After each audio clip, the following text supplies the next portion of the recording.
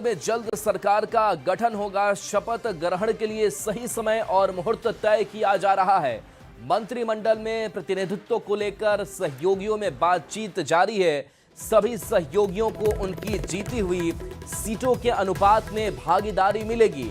कल पटना में जेडीयू विधायक दल की बैठक होगी। पहले अलग अलग दलों के विधायक दल की बैठक होगी, उसके बाद जल्द ही एनडीए के विधायक दल की बैठक होगी, जिसमें एनडीए के विधायक दल का नेता चुन लिया जाएगा।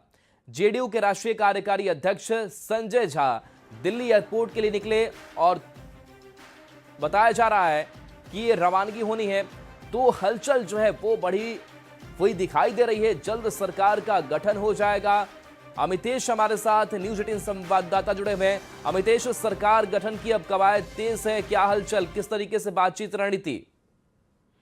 देखिए, निश्चित रूप से जेडीयू और बीजेपी में जो कल बातचीत हुई है, दोनों टॉप लीडरशिप में कल जो रात मुलाकात और बातचीत हुई है अमित शाह के आवास पर, उसके बाद निश्चित रूप से फॉर्मूला निकलता नजर आ रहा है। और जो सूत्र बता रहे हैं उसके मुताबिक अगले 3 से 4 दिनों में बिहार में सरकार गठन हो जाएगा, नीतीश कुमार का शपथ ग्रहण हो जाएगा। इस बात की पूरी उम्मीद।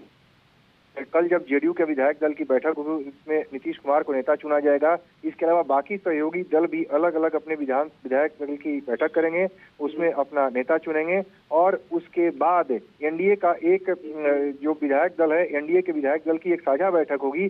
उसमें मुख्यमंत्री के लिए जो नेता का चुनाव होगा वो मुख्यमंत्री पद का शपथ ग्रहण करेगा, नीतीश कुमार मुख्यमंत्री बनेंगे। और निश्चित रूप से इन तमाम कवायद में 3 से 4 दिन का वक्त लग सकता है। और उस बात की पूरी उम्मीद की जा रही है, जो सूत्र बता रहे हैं उसके मुताबिक एक मुहूर्त देखा जा रहा है, क्योंकि भव्य तरीके से शपथ ग्रहण समारोह का आयोजन होगा। लिहाजा अगले 3 से 4 दिन काफी महत्वपूर्ण है। बुधवार या बृहस्पतिवार को शपथ ग्रहण समारोह का आयोजन पटना में हो सकता है, इस बात की पूरी उम्मीद है। और जेडीयू के राष्ट्रीय कार्यकारी अध्यक्ष संजय झा, जो कि दिल्ली आए थे, कल उन्होंने गृह मंत्री अमित शाह से मुलाकात की थी और आज वो पटना के लिए रवाना हो रहे हैं थोड़ी देर में। तो दिल्ली में जो मुलाकात होनी थी जेडीयू के टॉप लीडरशिप की बीजेपी के टॉप लीडरशिप से, वो मुलाकात हो चुकी है, उसमें बातचीत सब कुछ हो गई है। अब आगे तैयारी इस बात की चल रही है कि एक साझा बैठक करके एनडीए विधायक दल की बैठक में उसमें नेता का चुनाव होगा और शपथ ग्रहण समारोह की अब तैयारी की जा रही है। अमितेश, एक जो संभावित फॉर्मूला जिसकी हम चर्चा लगातार कह रहे हैं कि 6 विधायक पर 1 मंत्री, आपके पास इससे इतर या कुछ और खास जानकारी है कि फॉर्मूला क्या हो गया मंत्रिमंडल का? देखिए, जो सूत्र बता रहे हैं उसके मुताबिक 6 विधायकों पर 1 मंत्री बनाने की बात सामने आ रही है, जेडीयू बीजेपी की तरफ से भी। और उसी तरह से चिराग पासवान की पार्टी के जो विधायक चुने गए हैं, उस हिसाब से फॉर्मूले के हिसाब से देखा जाए तो 3 मंत्री पद उनके खाते में जा सकता है। और दूसरी तरफ जहां तक बात है उपेंद्र कुशवाहा की पार्टी की और जीतन राम मांझी की पार्टी की, उनके भी कुशवाहा के 4 विधायक उनकी पार्टी के आरएलएम के जीते हुए हैं और जीतन राम मांझी की पार्टी से 5 विधायक हैं। तो उस नाते दोनों को 1-1 सीटें दी जा सकती हैं, यानी दोनों की पार्टी से 1-1 व्यक्ति मंत्री बन सकता है। तो पूरे उस फॉर्मूले पर चर्चा की जा रही है कि किस तरह से सहयोगी दलों को भी उचित प्रतिनिधित्व दिया जाए। और खासतौर से जेडीयू बीजेपी के अलावा जो चिराग पासवान की पार्टी है, एलजेपी रामविलास, तो इसके अलावा उपेंद्र कुशवाहा की पार्टी है और जीतन राम मांझी की पार्टी है, सबको ठीक तरीके से सम्मानजनक तरीके से सामंजस्य स्थापित कर चला जाए, सबको उचित प्रतिनिधित्व दिया जाए। जिस तरह से अपार सफलता मिली उसमें सबका योगदान है, ये कहा जा रहा है। जो हमारे सूत्र बता रहे हैं जेडीयू बीजेपी के, उस हिसाब से एक फॉर्मूला निकाला जा रहा है और सबको समायोजित करके एक बेहतर संदेश देने की कोशिश की जा रही है कि उस तरह से हम लोग आगे बढ़ें। जी अमितेश, इस फॉर्मूले के साथ साथ क्या कोई एनडीए के घटक दल से कुछ चेहरे भी चर्चा में है, जो रेस में है, कुछ खबर मिल पा रही हो? देखिए, अभी इस बारे में मंथन चल रहा है। सबसे पहली जो बात थी कि आपस में एनडीए के घटक दलों से बीजेपी के नेता बात कर रहे हैं। कल जेडीयू के दोनों बड़े नेता जो ललन सिंह केंद्रीय मंत्री हैं और संजय झा जेडीयू के राष्ट्रीय कार्यकारी अध्यक्ष हैं, उनसे मुलाकात हुई थी अमित शाह की, जेपी नड्डा की। और उसके बाद पटना में अगर आपने देखा तो नित्यानंद राय ने मुलाकात की थी उपेंद्र कुशवाहा से, संतोष सुमन से मुलाकात की थी, चिराग पासवान से मुलाकात की थी। तो आपस में बातचीत चल रही है।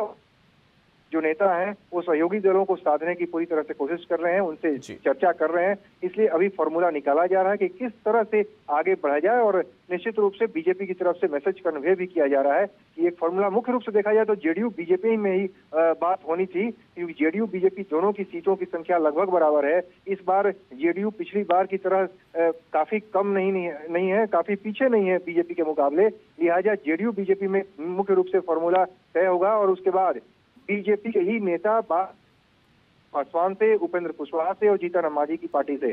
तो निश्चित रूप से बीजेपी को बात करना इन तीनों घटक दलों से, आपने देखा होगा सीट शेयरिंग के भी मामले में जेडीयू ने बात नहीं की थी, और मंत्रिमंडल विस्तार की जो मंत्रिमंडल में शपथ ग्रहण की बात है, तो उसमें कौन मंत्री होंगे, कितने मंत्री होंगे, इस फॉर्मूले पर भी बीजेपी के ही नेता संपर्क कर रहे हैं तीनों सहयोगी दलों से, चिराग पासवान से, उपेंद्र कुशवाहा से, जीतन मांझी से। जी चलिए, शुक्रिया अमितेश इस अपडेट के लिए आपका। चलिए बढ़ते आगे और बात करते हैं रोहिणी आचार्य के एक और पोस्ट की। उन्होंने लिखा कि कल मुझे गालियों के साथ बोला गया कि मैं गंदी हूं और मैंने अपने पिता को अपनी गंदी किडनी लगवा दी। इस तरीके से परिवार में कहा जा रहा है करोड़ों रुपए लिए, टिकट लिया, तब गंदी किडनी लगवाई, ऐसी बातें कही जा रही है। सभी बेटी बहन जो शादीशुदा हैं उनको मैं बोलूंगी कि जब आपके मायके में कोई बेटा भाई हो तो भूलकर भी अपने भगवान रूपे पिता को नहीं बचाएं। अपने भाई उस घर के बेटे को ही बोले कि वो अपनी या अपने किसी हरियाणवी दोस्त की किडनी लगवा दे। एक बड़ा तंज है और एक टीस जो है वो भी इस पोस्ट में रोहिणी आचार्य का दिखाई दे रहा है। आगे वो लिखती है कि सभी बहन बेटियां अपना घर परिवार देखें, अपने माता पिता की परवाह किए बिना अपने बच्चे, अपना काम, अपना ससुराल देखे, सिर्फ अपने बारे में सोचे। मुझसे तो ये बड़ा गुनाह हो गया कि मैंने अपना परिवार, अपने तीनों बच्चों को नहीं देखा। किडनी देते वक्त न अपने पति न अपने ससुराल से अनुमति ली। अपने भगवान, अपने पिता को बचाने के लिए वो कर दिया जिसे आज गंदा बता दिया गया। आप सब मेरी जैसी गलती कभी ना करें, किसी घर रोहिणी जैसी बेटी ना हो। तो देखिए, इस पोस्ट के जरिए आप समझ सकते हैं कि किस कदर अंदर से टूटी हुई रोहिणी आचार्य दिखाई दे रही है, और वो जिन बातों का जिक्र कर रही है वो बड़ा ही टीस जो है वो पैदा करती है कि आखिर उनके मन के ऊपर क्या गुजर रहा होगा, उनकी अभी मनस्थिति कैसी है कि जिस घर के लिए, जिस पिता के लिए उन्होंने अपनी किडनी तक दी और ये पूरी कोशिश में लगी रही और जो चर्चा का विषय भी बनी रही, लेकिन आज जब उनके साथ कुछ ऐसा अगर हो रहा है तो उनका जो दर्द है वो किस कदर छलक रहा है इन पोस्ट के जरिए, वो मर्माहत किस कदर है वो आप समझ सकते हैं। तो रोहिणी आचार्य का ये पोस्ट बहुत कुछ कहता है, और एक बार फिर से वो हम पोस्ट भी आपको दिखाते हैं, और ये पोस्ट बहुत ही मर्माहत करने वाली है। लिखा है कि कल एक बेटी, एक बहन, एक शादीशुदा महिला, एक मां को जलील किया गया, गंदी गालियां दी गई, मारने के लिए चप्पल उठाया गया। मैंने अपने आत्मसम्मान से समझौता नहीं किया। आगे वो लिखती है कि सच का समर्पण नहीं किया, सिर्फ और सिर्फ इस वजह से मुझे बेइज्जती झेलनी पड़ी। कल एक बेटी मजबूरी में अपने रोते हुए माँ बाप बहनों को छोड़कर आई, मुझे मेरा मायका छुड़वाया गया, मुझे अनाथ बना दिया गया। ऐसे कई सारे पोस्ट सामने आए हैं। आप सब मेरे रास्ते कभी ना चले, किसी घर में रोहिणी जैसी बेटी पैदा ना हो। ये पोस्ट हम आपको रोहिणी आचार्य का दिखा रहे हैं, और एक पोस्ट थोड़ी देर पहले का है, और एक जो नया पोस्ट सामने आया है वो भी और टीस पैदा करने वाला है। वो और दर्द जो है यहाँ पर रोहिणी आचार्य का छलकता हुआ दिखाई दे रहा है, और उसमें उन्होंने बताया है कि कैसे उस किडनी को गंदा कह दिया गया है, जो किडनी उन्होंने अपने भगवान रूपे पिता को बचाने के लिए दी थी, और उनको लेकर के अगर ऐसे शब्द कहे जाएं तो उन पर क्या बीत रही होगी। उन्होंने कहा कि कल मुझे गालियों के साथ बोला गया कि मैं गंदी हूं और मैंने अपने पिता को अपनी गंदी किडनी लगवा दी। करोड़ों रुपए लिए, टिकट लिया, तब गंदी किडनी लगवाई। और आगे वो कहती है कि सभी बेटी बहन जो शादीशुदा हैं उनको मैं बोलूंगी कि जब आपके मायके में कोई बेटा हो, भाई हो, तो भूल कर भी अपने भगवान रूपे पिता को नहीं बचाए।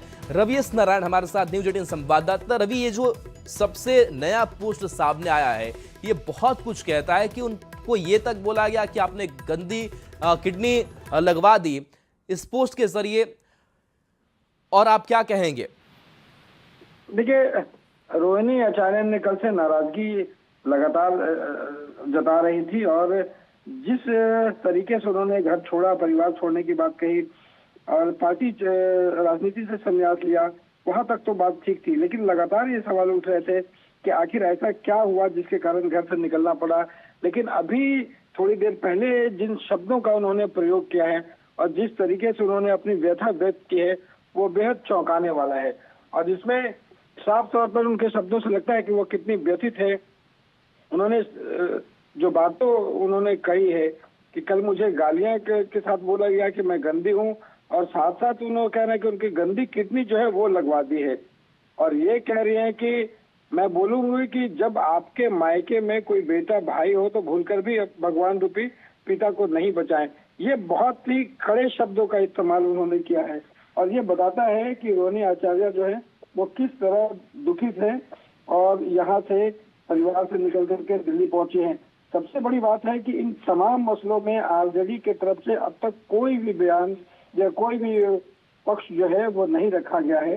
देखना होगा कि आरजेडी, तेजस्वी यादव या संजय यादव या लालू परिवार की तरफ से क्या कहा जाता है। जी बिल्कुल, तो ये जो लगातार पोस्ट सामने आ रहे हैं और कहीं ना कहीं ना तेजस्वी यादव की तरफ से कोई बयान दिया जा रहा है, ना आरजेडी की तरफ से कोई बयान दिया जा रहा है, क्या रोहिणी आचार्य को वैसे ही अकेले छोड़ दिया गया जिस तरीके से तेज प्रताप यादव को छोड़ा गया?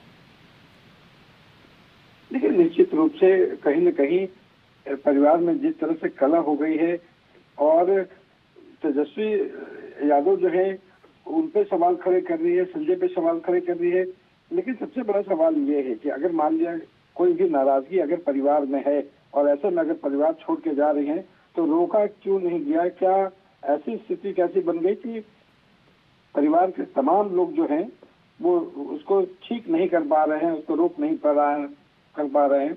कोशिश इस बात की है कि देखना होगा कि आगे आने वाले दिनों में, क्योंकि बहुत बड़े आरोप है, इन आरोपों पे तेजस्वी या पूरा परिवार जो है वो क्या जवाब देता है, ये देखने वाली बात होगी।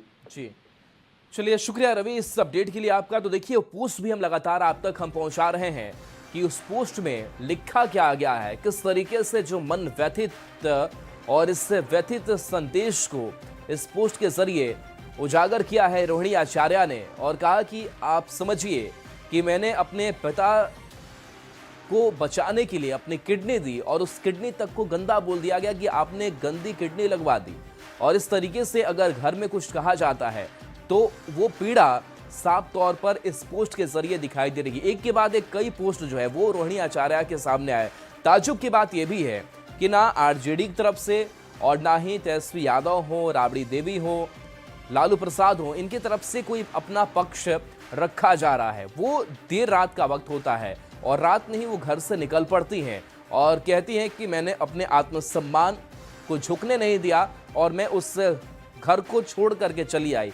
और एक टीस भी है कि मुझे मायके छोड़ने का दुख भी है, मुझे अनाथ बना दिया गया और जो मैंने अपने मायके वालों के लिए किया उसके लिए क्या यही अंजाम मुझे मिलना चाहिए था, इस बात का वो जिक्र इन पोस्ट के जरिए कर रही हैं। तो एक के बाद एक जो पोस्ट सामने आ रहे हैं, उस पोस्ट में जो व्यथा है वो और रोहिणी आचार्य की बढ़ती जा रही है। देखना होगा कि परिवार को समेटने के लिए तेजस्वी क्या कदम उठाते हैं, लालू प्रसाद क्या कदम उठाते हैं। और चलिए वापस हम लौटते हैं। देखिए, चूंकि बिहार में सरकार का गठन होना है और इस गठन को लेकर के मुख्यमंत्री आवास की भी हलचल बढ़ी हुई है और मुख्यमंत्री नीतीश कुमार से मुलाकात के बाद जेडीयू नेता उत्साहित हैं। जेडीयू नेता मदन सहनी ने एनडीए की शानदार जीत के बाद सीएम नीतीश को बधाई देने उनके आवास पहुंचे। साथ ही सीएम पद पर भी बड़ा बयान दिया और कहा कि इस बार भी मुख्यमंत्री नीतीश कुमार ही होंगे।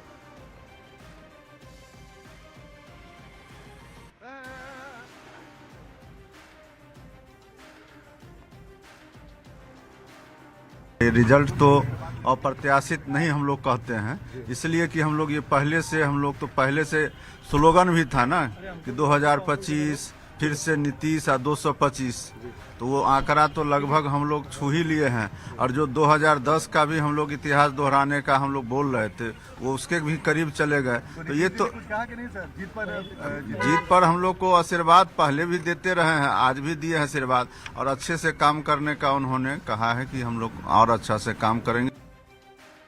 तो वहीं सीएम नीतीश से मिलने के बाद जेडीयू विधायक मनजीत सिंह भी काफी खुश नजर आए। उन्होंने भी 2025 से 2030 तक नीतीश कुमार को ही मुख्यमंत्री बताया। जिस तरह से बिहार की जनता ने मैंडेट दिया आदरणीय मुख्यमंत्री जी के नाम पर, जिस तरह से एनडीए को समर्थन मिला है, इस बात का प्रतीक है कि मुख्यमंत्री जी ने किस तरह बिहार का विकास किया, किस तरह से बिहार की तरक्की उन्होंने किया है, तो यह बिहार की जनता ने इसी आधार पर प्रचंड बहुमत दिया है और 2025 से 2030 फिर से नीतीश कुमार। राजधानी रांची में आज